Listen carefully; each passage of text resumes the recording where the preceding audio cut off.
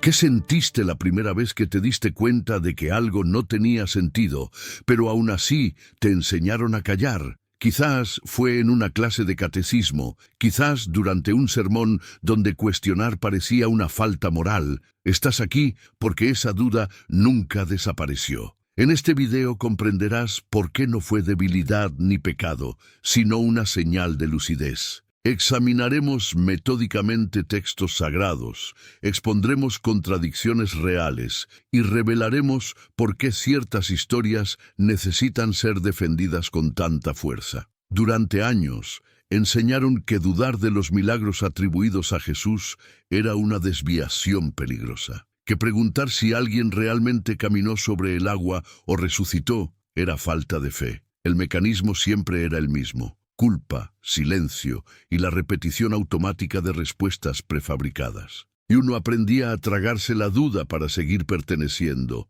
pero algo no cuadraba. No era rebelión, sino coherencia, una inquietud persistente que surgía siempre que la lógica entraba en conflicto con la narrativa. Y esta fricción interna no era casual. Tiene una explicación que rara vez aparece en los púlpitos o los catecismos. Hay una manera de leer los evangelios que no depende de la creencia ni de la incredulidad, sino del análisis. Un método que trata los textos como documentos humanos, escritos en contextos específicos y con objetivos claros. Al aplicar este método, 7 de los milagros más conocidos de Jesús comienzan a desmoronarse desde dentro, no por opiniones, sino por la evidencia textual, la contradicción interna y el anacronismo histórico. Si alguna vez te has sentido culpable solo por pensar, este video ofrece algo que la religión institucional rara vez concede: autonomía intelectual. Aquí, la propuesta es simple y directa: analizar sin miedo, sin pedir permiso, sin aceptar respuestas que exigen silencio a cambio de pertenencia. Lo que estás a punto de escuchar no es cómodo, pero es honesto. Y antes de continuar, comprendan esto: no llegaron aquí por casualidad. Miles de personas en diferentes lugares están superando el mismo bloqueo mental ahora mismo. Lo que está a punto de ser expuesto no es un ataque a la espiritualidad, sino una amenaza real para cualquier sistema que se sustente prohibiendo las preguntas. Hubo un hombre que pagó caro negarse a ignorar la razón ante lo sagrado. No era un ateo militante ni un provocador vulgar. Era un filósofo judío profundamente interesado en la verdad. Su nombre fue maldecido en vida porque se atrevió a hacer algo simple: leer textos religiosos como se lee cualquier otro documento histórico. Este hombre fue expulsado de su propia comunidad a los 23 años. No en silencio, sino con una ceremonia pública de maldiciones. Rezaron para que nadie lo ayudara, para que fuera olvidado, para que muriera aislado. Y así fue exactamente como murió, décadas después, lejos de cualquier institución, rodeado únicamente de manuscritos que serían prohibidos durante más de 100 años. Incluso bajo vigilancia, sin protección académica ni religiosa, continuó escribiendo. No por odio a la fe, sino porque se dio cuenta de algo imposible de ignorar: los textos sagrados no eran homogéneos, ni coherentes, ni ajenos al paso del tiempo. Fueron compuestos, editados y ajustados por manos humanas con intereses humanos. El método que dejó no requiere creencia previa. Comienza con preguntas básicas: ¿quién lo escribió? ¿Cuándo lo escribió? ¿Para quién lo escribió? ¿Y por qué? Al aplicar estas preguntas a los milagros de Jesús, surgen detalles que simplemente no corresponden a la época en que supuestamente ocurrieron los hechos. Y aquí es donde las cosas empiezan a ponerse incómodas, porque cuando un texto revela claras señales de haber sido escrito décadas después de los hechos, por personas que no estuvieron presentes, el problema deja de ser la fe y se convierte en honestidad intelectual. Si esto ha despertado algo en ti, escribe la palabra en los comentarios. Libertad no como una provocación, sino como una afirmación, porque cuestionar sin culpa es el primer paso para pensar por uno mismo. Cuando este método racional se aplica a los evangelios, algo empieza a desmoronarse. no emocionalmente, sino estructuralmente. Los textos empiezan a revelar claras señales de edición, reconstrucción e intención doctrinal. No se trata de pequeños detalles periféricos, sino de elementos centrales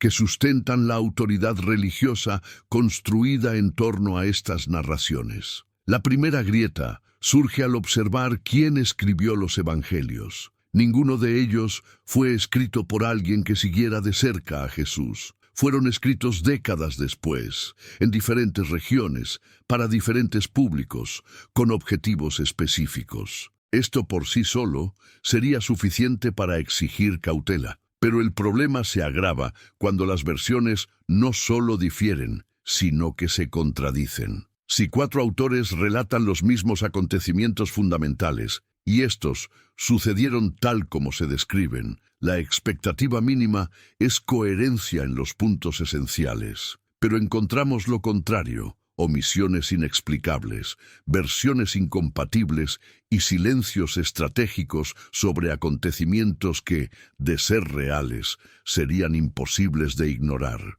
Aquí es donde el análisis deja de ser abstracto y se vuelve concreto. No se trata de una interpretación subjetiva, sino de lógica básica. Cuando un acontecimiento extraordinario aparece como decisivo en un texto y simplemente no existe en otros, surge una pregunta incómoda. ¿Por qué algo tan crucial desaparecería por completo de las versiones anteriores? Y esta pregunta se vuelve aún más inquietante al darse cuenta de que los textos más antiguos son precisamente los que no registran los milagros más espectaculares. Esto contradice por completo la expectativa natural de quienes creen que los relatos se han conservado fielmente a lo largo del tiempo. El ejemplo más contundente de esto es la resurrección de Lázaro. Según uno de los evangelios, Jesús devuelve la vida a un hombre que llevaba 4 días muerto ante varios testigos en una ciudad cercana a Jerusalén.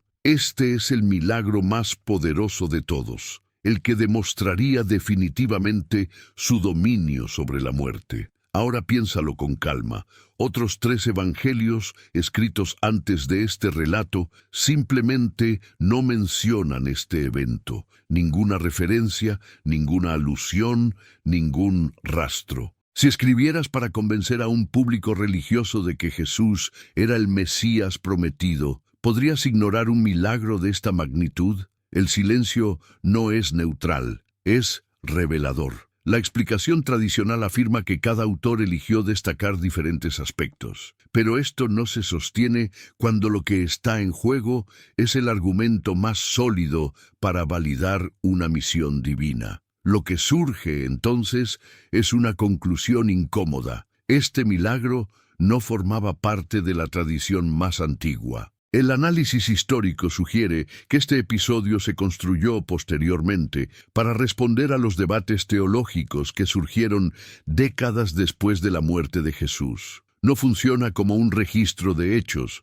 sino como una declaración doctrinal. Es una narración creada para declarar que Jesús es la vida misma, no para describir un evento observable. Cuando un milagro solo aparece en versiones posteriores, no refuerza la fe. Expone el proceso de construcción del texto. Y esta constatación plantea una serie de preguntas que ninguna institución basada en la interpretación literal puede responder sin recurrir al silencio o a la autoridad impuesta. La siguiente narración presenta al lector una escena dramática, llena de tensión y simbolismo, pero de nuevo emergen claros indicios de construcción pedagógica, no de narración espontánea. El paseo de Jesús sobre el mar aparece en diferentes evangelios, con variaciones que revelan más sobre la intención del autor que sobre un hecho observado. En una versión, un discípulo intenta repetir la hazaña, se hunde y es rescatado. El detalle crucial no reside en la escena en sí, sino en las palabras elegidas. El discurso atribuido a Jesús no suena como el de alguien que salva a otra persona presa del pánico, sino como el de alguien que transmite una lección cuidadosamente formulada. El lenguaje se repite en otros contextos, siempre con la misma función didáctica. Esto plantea una pregunta incómoda. Los acontecimientos reales suelen ser caóticos, imprecisos y emocionalmente confusos. Aquí, todo sucede de forma excesivamente organizada, con frases que parecen diseñadas para enseñar, no para describir. La tormenta se convierte en un escenario, el mar en una metáfora y el personaje que se hunde en un ejemplo. Cuando una narración encaja perfectamente en una lección moral previamente definida, es legítimo preguntarse si la enseñanza precedió al relato. Lo que se transmite no es un recuerdo, sino una catequesis estructurada, diseñada para generar obediencia y reforzar la idea de que la salvación depende de una fe inquebrantable. Si este patrón apareciera milagrosamente, aún sería posible relativizarlo. El problema es que se repite, y cuanto más se repite, más difícil resulta mantener la idea de que se trata de registros históricos independientes. Esta misma lógica reaparece en la multiplicación de los panes. A primera vista, este parecería ser el milagro más fiable, ya que aparece en todos los evangelios. Pero es precisamente aquí donde el análisis se vuelve más inquietante. Al comparar las versiones, las cifras cambian, los escenarios se duplican y la coherencia desaparece. Algunos relatos describen dos multiplicaciones distintas, con diferente número de personas, hogazas de pan y sobras. Otros ignoran por completo una de estas versiones. Si fueron dos eventos reales, ¿por qué solo algunos autores los registraron? Y si solo fue uno, ¿por qué se duplicaron y alteraron los números? La respuesta tradicional intenta armonizar las versiones, pero esto exige aceptar que autores cercanos en el tiempo cometieron errores o confundieron eventos extraordinarios. Lo que el análisis crítico revela es algo más. Las cifras no funcionan como estadísticas, sino como lenguaje simbólico heredado de la tradición judía. Aún más inquietante es el parecido casi total con un milagro atribuido a un profeta del Antiguo Testamento. La estructura es la misma, el mensaje es el mismo, solo que amplificado. Esto indica una construcción literaria consciente diseñada para colocar a Jesús por encima de las figuras anteriores. Cuando un relato replica a uno anterior con ajustes estratégicos, deja de ser testimonio y se convierte en reinterpretación. Y cuando esta reinterpretación sustenta la autoridad religiosa, surge la inevitable pregunta: ¿cuántos de estos milagros surgieron de la necesidad de convencer, no de la experiencia vivida? Hay un momento en los evangelios donde el espectáculo alcanza su punto álgido. Una escena elevada, aislada de la vida cotidiana, rodeada de unos pocos personajes cuidadosamente seleccionados. Jesús asciende a una montaña. Su apariencia se transforma, figuras del pasado aparecen a su lado y una voz celestial confirma su identidad. Todo en esta narración fue cuidadosamente construido para transmitir una autoridad absoluta, pero es precisamente este exceso de perfección lo que levanta sospechas. Los discípulos que supuestamente presenciaron la escena nunca dejaron constancia directa del suceso. Ninguno de ellos escribió sobre el episodio más extraordinario que, según el relato, presenciaron. El silencio de estos supuestos observadores contrasta marcadamente con la grandeza del acontecimiento descrito décadas después. El patrón literario de esta escena no es nuevo. Sigue estructuras antiguas utilizadas para describir revelaciones divinas en textos hebreos. Montaña, luz intensa, personajes históricos y una voz celestial forman un conjunto reconocible. Esto no prueba que el evento no ocurriera, pero sí demuestra que fue narrado siguiendo un modelo teológico conocido. Otro detalle destaca: la orden de que nadie hable de lo sucedido hasta después de un evento futuro. Este recurso narrativo resuelve convenientemente un problema obvio. Si ocurrió algo tan impactante, ¿por qué nadie comentó antes? La respuesta ya está integrada en la historia, protegiéndola de cualquier cuestionamiento. Cuando una narración anticipa las críticas y se protege internamente, revela conciencia literaria. No se trata de un relato en bruto, sino de una composición diseñada para reforzar un mensaje específico, la confirmación de la identidad divina de Jesús a través de un acontecimiento imposible de verificar. Este mismo patrón de ajuste narrativo aparece en otro episodio, menos grandilocuente, pero igualmente revelador. La historia de la hija de un líder religioso que enferma y muere presenta versiones que no concuerdan ni siquiera en el punto central de la trama. En un relato, el padre pide ayuda mientras su hija aún vive, pero agoniza. En el camino, llega la noticia de su muerte. En otro, afirma desde el principio que su hija ha muerto. Esto no es un detalle secundario, sino la base emocional de la narración. Una persona no puede estar muriendo y muerta al mismo tiempo. Intentar conciliar estas versiones requiere un esfuerzo interpretativo excesivo, cuando un texto necesita ajustarse constantemente para parecer coherente. El problema no reside en el lector, sino en el origen de la narración. Esto indica una adaptación posterior, no una grabación inmediata. Estas diferencias revelan que los autores moldearon la historia según sus objetivos. El drama se condensó, reorganizó, simplificó o intensificó para generar impacto. La precisión fáctica quedó relegada a un segundo plano ante la necesidad de transmitir un mensaje de poder sobre la muerte. Cuando incluso los elementos esenciales de un milagro varían, la noción de relato histórico se debilita. Lo que perdura no es el acontecimiento en sí, sino la interpretación que diferentes comunidades han construido a lo largo del tiempo para sustentar una creencia compartida. Y cuanto más se profundiza en este análisis, más evidente resulta que estos textos funcionan como teología narrada, no como informes factuales. La pregunta que surge es simple e incómoda. Si los detalles centrales pueden alterarse, ¿qué garantiza realmente la veracidad literal de estos relatos? En otro episodio ampliamente citado,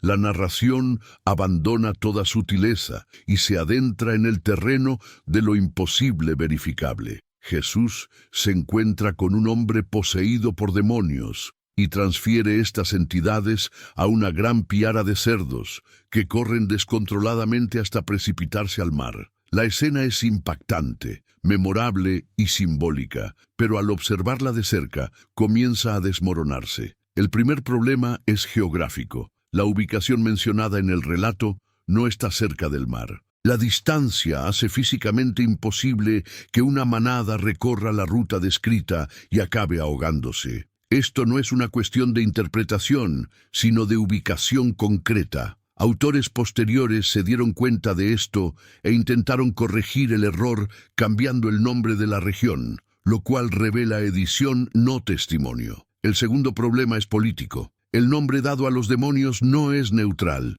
Tiene un significado militar asociado al poder romano de la época. La cantidad de cerdos también es excesiva para un territorio judío, donde este tipo de ganadería era poco común. Nada parece casual allí. Una lectura crítica revela que el episodio funciona como una alegoría de la resistencia. El poder opresor se presenta como impuro, expulsado y destruido. El mensaje era claro para quienes vivían bajo la dominación extranjera. Como literatura política disfrazada de milagro, la historia resulta eficaz. Como acontecimiento histórico literal, se vuelve insostenible. Cuando una narrativa se apoya en el simbolismo político para cobrar sentido, insistir en la interpretación literal no fortalece la fe, solo expone la fragilidad de una lectura ingenua. Y esto prepara el terreno para el detalle más revelador de todos, el que revela el momento exacto en que se escribieron ciertos textos.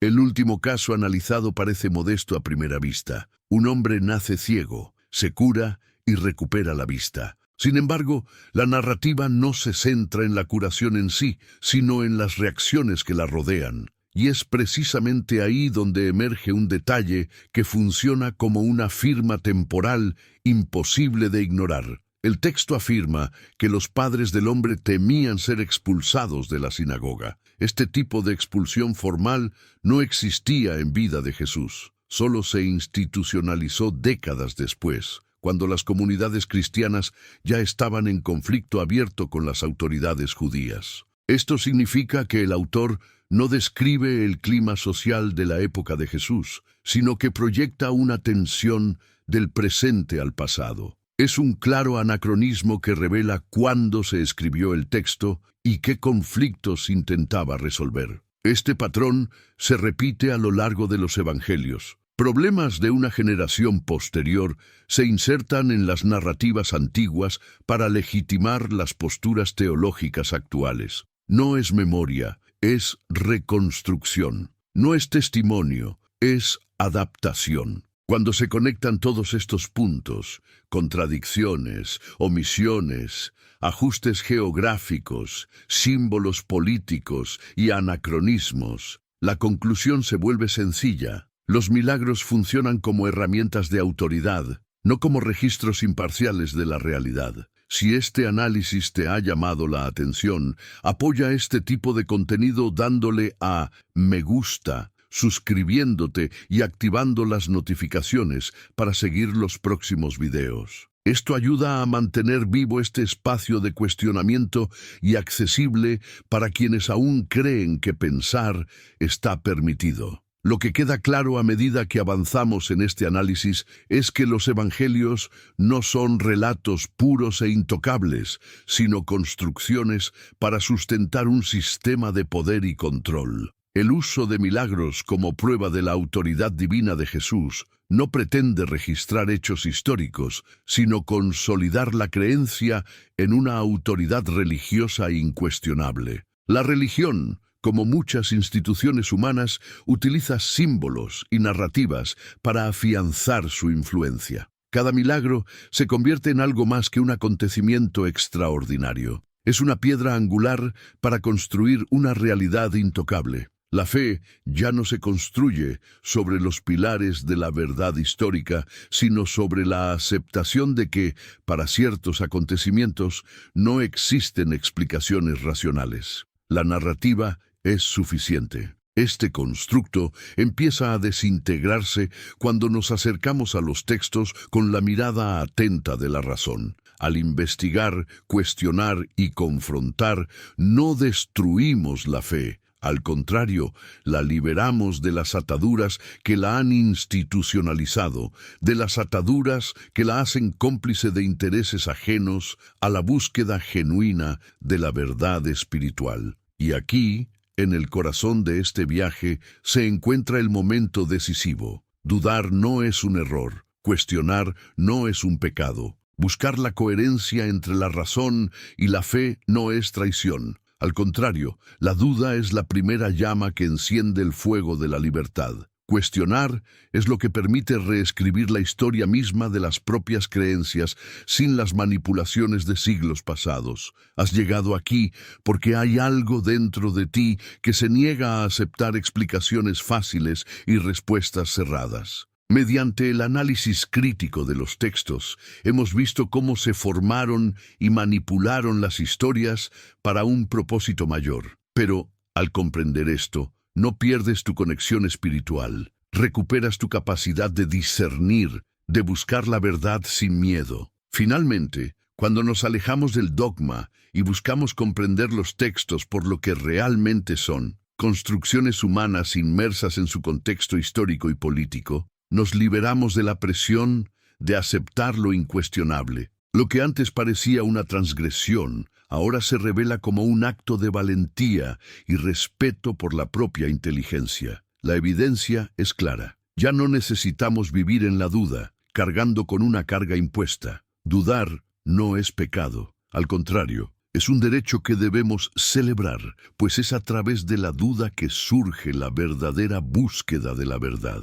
Y al final de este viaje, quizá descubras que la verdadera espiritualidad no se encuentra en la fe ciega, sino en la valentía de cuestionar, reflexionar y comprender. Ahora, la decisión es tuya. Puedes continuar por el camino fácil, donde se ignora la duda y se mantiene la fe sin reflexionar. O puedes seguir el camino de la libertad, donde pensar por ti mismo, cuestionar y buscar respuestas es la clave para una espiritualidad más honesta, digna y personal. Esta es la invitación, a liberarte de las ataduras del dogma y construir tu fe, o la falta de ella, según tu propia verdad. Esto es más que simplemente dudar. Es el primer paso hacia la verdadera libertad. Si quieres seguir explorando estos temas, recuerda suscribirte al canal, dar un me gusta y activar las notificaciones. La búsqueda de la verdad